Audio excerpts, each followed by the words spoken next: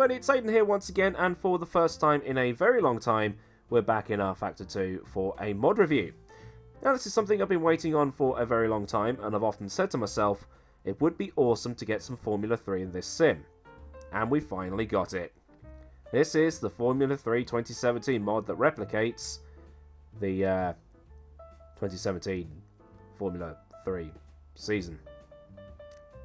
Now, Formula 3 is a spec series for young drivers, and all the guys on the grid in Formula 1 today will have gone through it, as Formula 3 is the lowest category you can be in before jumping straight to Formula 1.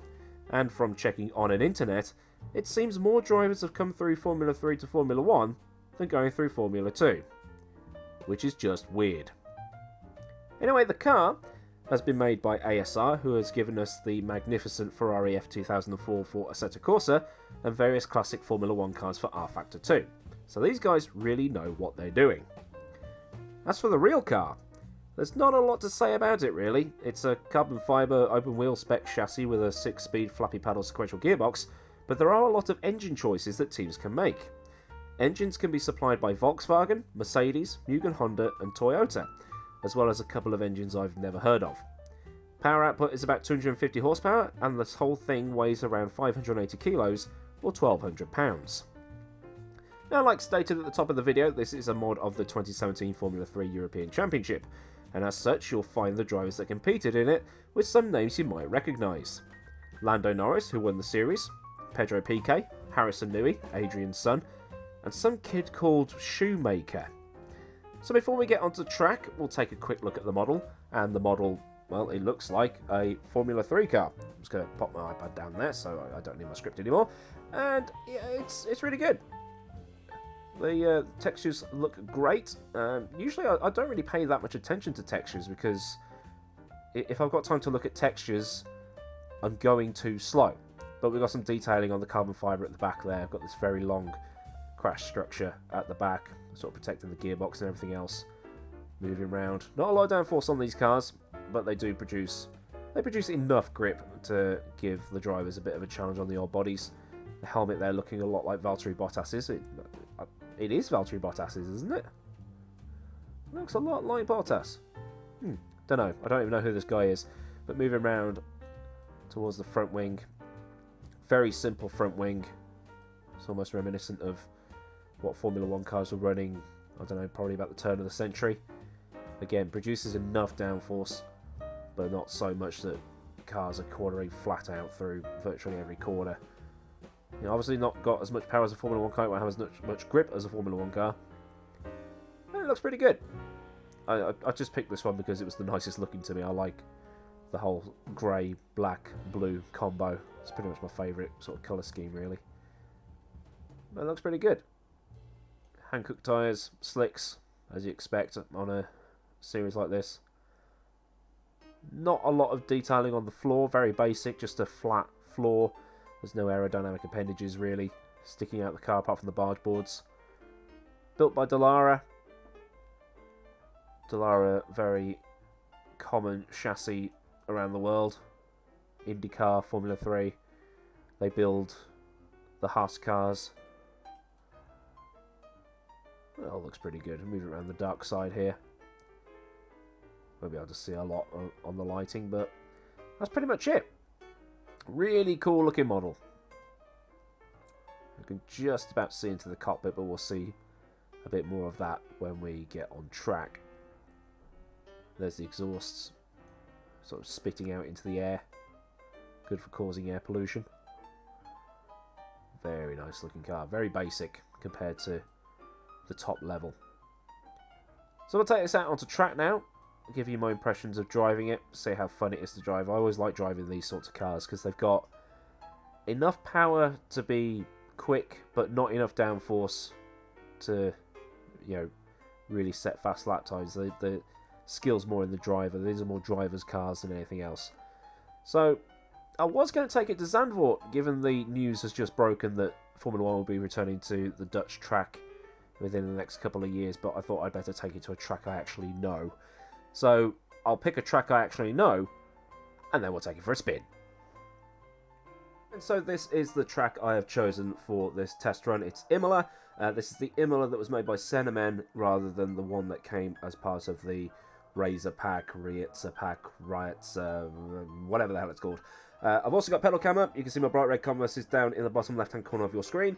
Oh, I should really change the colour from yellow back to white, but this is really cool really because I've got this remote control for these lights. So I can have orange, I can have yellow, I can have cyan, blue, green, and what I like to call Dutch brothel. Whack that back onto white, dump the remote.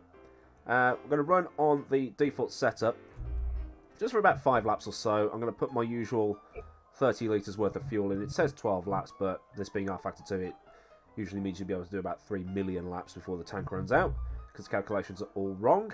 You can adjust your gears, your wheel range, your diff, and all that stuff. Like I said, I'm just going to leave all of this on default to just get an idea of how the car handles straight out the box, and whether or not you have to spend 10 hours doing a setup to get the thing working.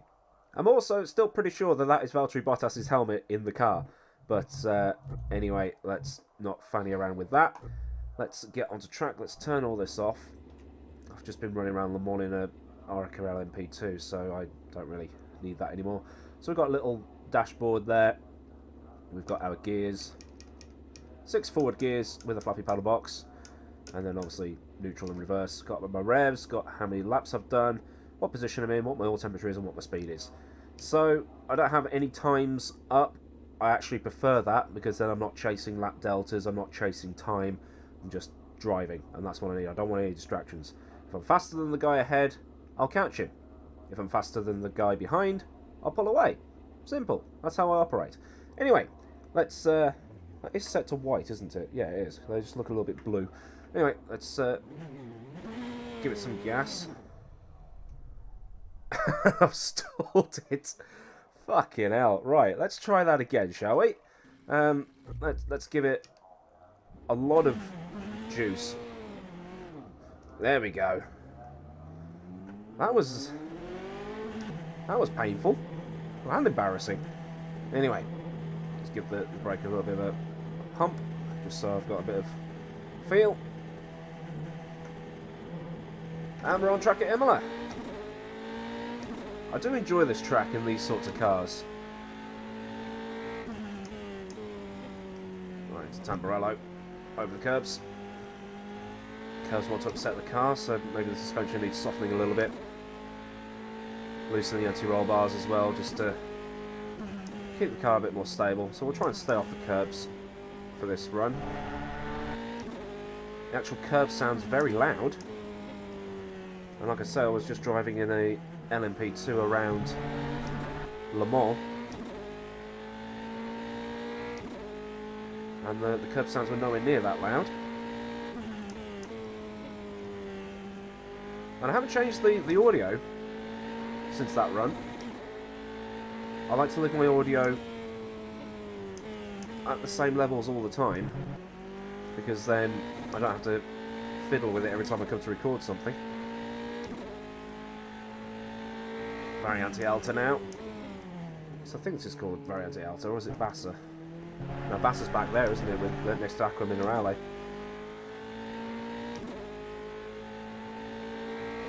But straight out of the box, the car is handling alright. It turns in when you tell it to. It's not that much understeer, but then again, I'm not really pushing. Let's see what my tyre temperatures are like. Well, my tyre temperatures are very cold. Alright, so we're going to have to try and get some heat into these then. So I'll push a little bit harder on this next lap. I like the light bloom on the dash.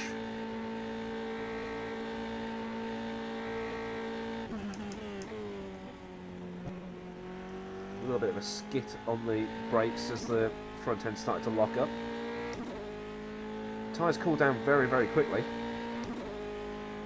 So we need to adjust some tyre pressures here. Oh, wrong gear.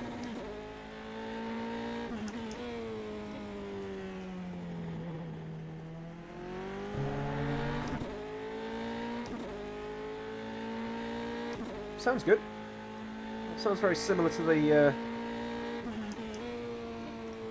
Renault, the Formula Renault, although it's a flat 4, inline 4 I don't know if an inline 4 means flat 4.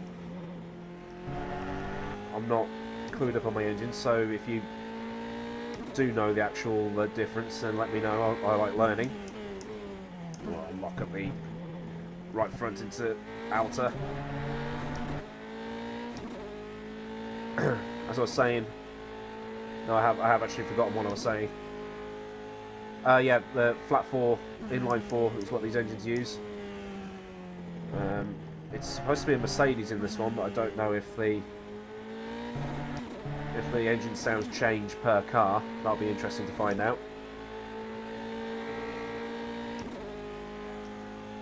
No driver aids. If you're new to this channel, if you've been part of the massive increase in subscribers over the last few days, no driver aids in these videos.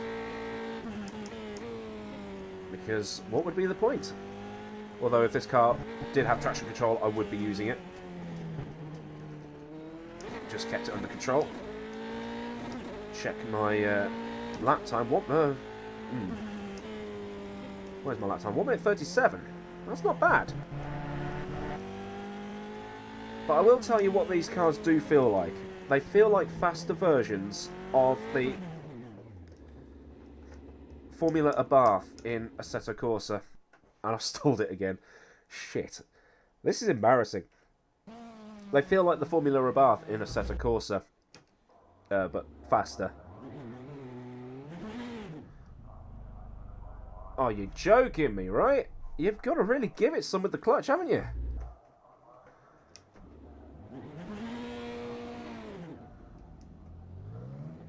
There we go. Challenging. I like it.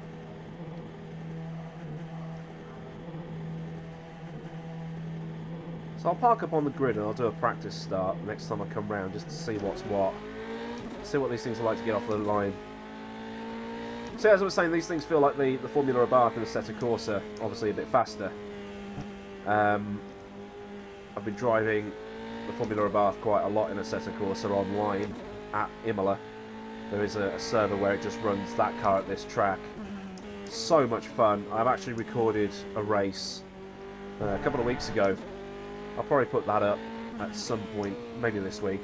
I might put it up after this one in the same day, so you might get 2 videos on Wednesday the 15th of May.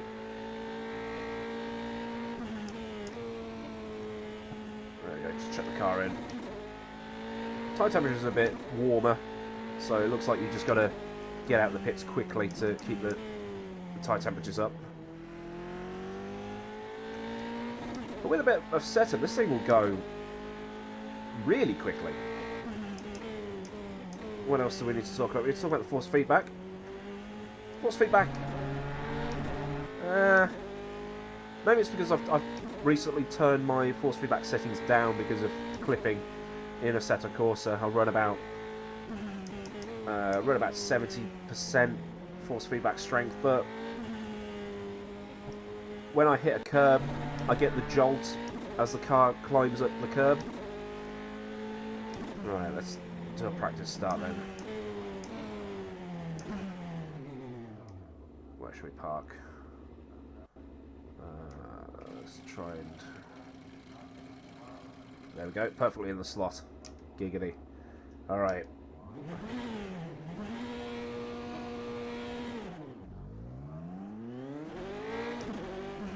That didn't work.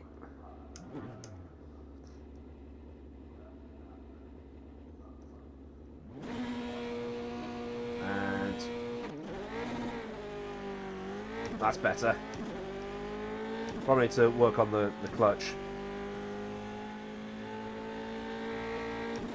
But I like it. I like this car. I actually really enjoy the lower Formula cars. I love driving the Formula 3 mod, the 2009 Formula 3 mod in rFactor. Obviously Formula Abarth in Assetto Corsa. There's the Formula V6 mod for Assetto Corsa. I'll probably review that next. But yeah, this is the sort of stuff that I do on this channel. Like I say, if you're part of the recent subscriber boom, I do more than just story time. I do sim racing as well. That's pretty much what I started this channel for. But I am absolutely blown away by the growth that has happened. If anything, it puts a little bit of pressure on you, because now you think, shit, I've really got to up my game. I've got to really start putting out the great content now. And thank you for all the kind words that you've been leaving on Discord and in the community tab. I think we'll do one more time lapse, see what we can do.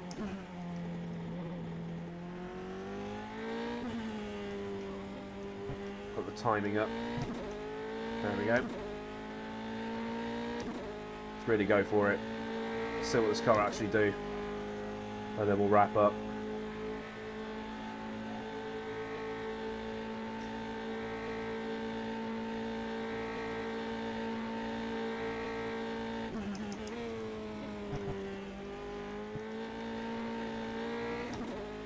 So it doesn't have too much grip either. If you do start to break traction, it will try and get away from you, as you saw when I went into Tozer and spun it. Very burpy this morning. I'm actually re-recording this as well. I did record this last night, but I just wasn't feeling particularly well, and I watched the footage back, and I was like, this isn't good enough to go up. So I'm re-recording this. So these aren't my first ever laps in this car. I wish they were, because I like to give you my initial impressions in the moment, as I almost put the car in the gutter, trying to do the Takumi Fujiwara gutter drift through Acqua Minerale.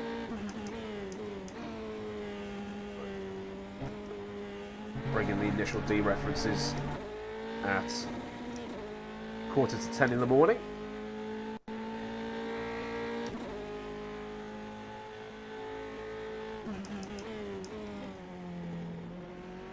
Bit of a rattle on the overrun, that sounds really nice.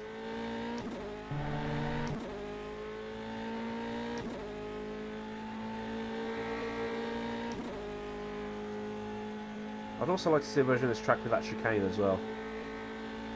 36. 1 minute 36. Like it. I like it a lot. So, yeah, I've done about 6 laps in this car now. Really enjoying it so far.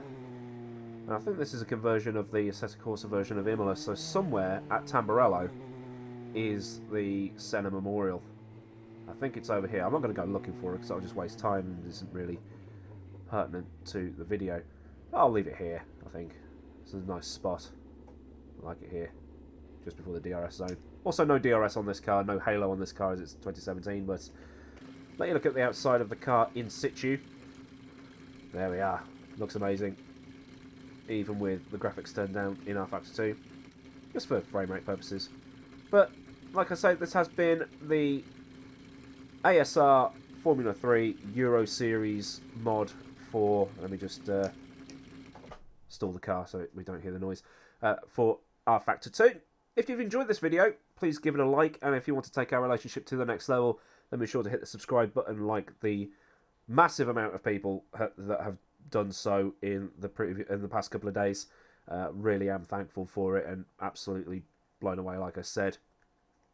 And also thank you to everybody on Patreon that supported the channel. They're on your screen right now. I've also got a Discord server if you want to come in and join a group of people that just want to chat about anything, and you'll also see the sort of things that I can't get away with saying on YouTube.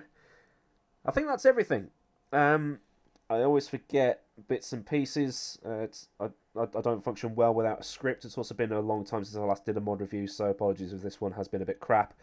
But anyway, I've been Ada Milward. Thank you very much for watching. Ah, that was another thing I wanted to say. 3,000 subscribers. Thank you very much, although I get the feeling by the time we come to the next video, I'll be thanking you for 4,000 subscribers. I'll just double check my subscriber count. 3,448. So, again, wow. So I will see you next time for the next video, and goodbye.